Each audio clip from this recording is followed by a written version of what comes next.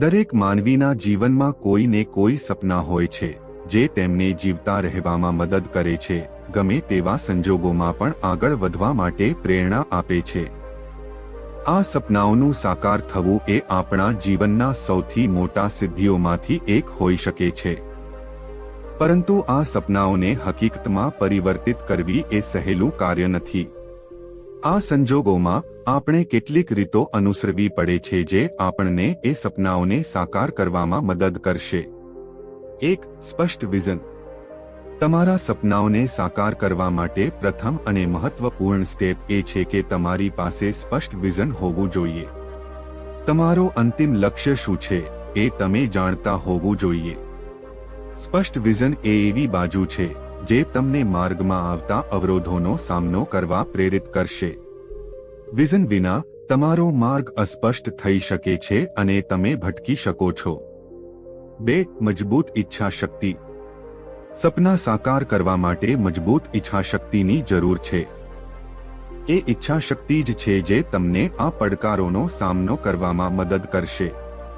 બલવંત ઈચ્છાશક્તિ વગર આપણે સૌથી મોટા અવરોધોમાં જ થાકી જઈશું અને આપણા સપના અધૂરા રહી જશે. 3. ધીરજ અને શ્રમ.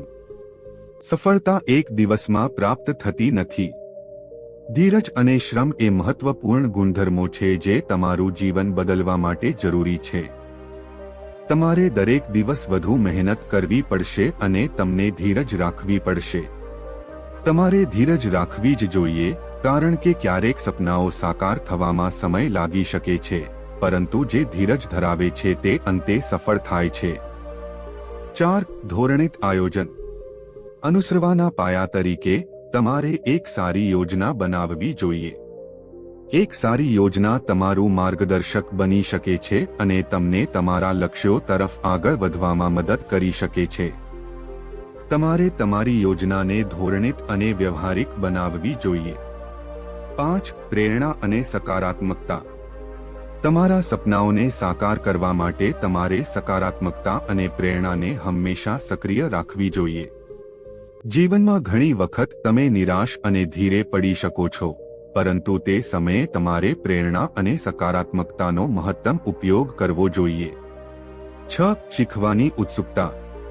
સફળતાની યાત્રા દરમિયાન તમે નક્કી કર્યું હશે કે તમે ઘણીવાર નવી વસ્તુઓ શીખશો. શીખવાની ઉત્સુકતા તમારી સફળતાની ચાવી હોઈ શકે છે. 7. સાચી મંત્રણા. તમારા જીવનમાં એવી ઘણી વ્યક્તિઓ હશે જે તમારું માર્ગદર્શન આપી શકે છે. તમારે એનો સહકાર લેવા અને તમારી સમસ્યાઓના ઉકેલ માટે તેમની સાથે વાતચીત કરવી જોઈએ. સાચી મંત્રણા મેળવવાથી તમારે તમારા લક્ષ્યોને સાકાર કરવામાં સહાય મળશે. 8. સતત સફળતા પર ધ્યાન.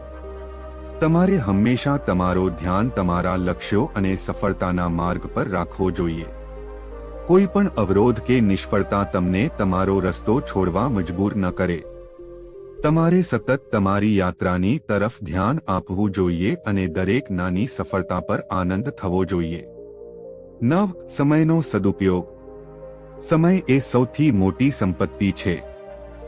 તમારે તમારા સમયનો સદુપયોગ કરવો જોઈએ. સમય બગાડવું એ સૌથી મોટી નિષ્ફળતા હોઈ શકે છે. 10. જીવનમાં સંતુલન. તમારે તમારા જીવનમાં સંતુલન જાળવવું જોઈએ. કામ અને આરામ, પ્રતિભાવ અને નિરંતરતા બધું જ તમારા જીવનમાં સંતુલિત હોવું જોઈએ. કન્ક્લુઝન. સપનાઓ સાકાર કરવી એ સમય અને શ્રમની યાત્રા છે.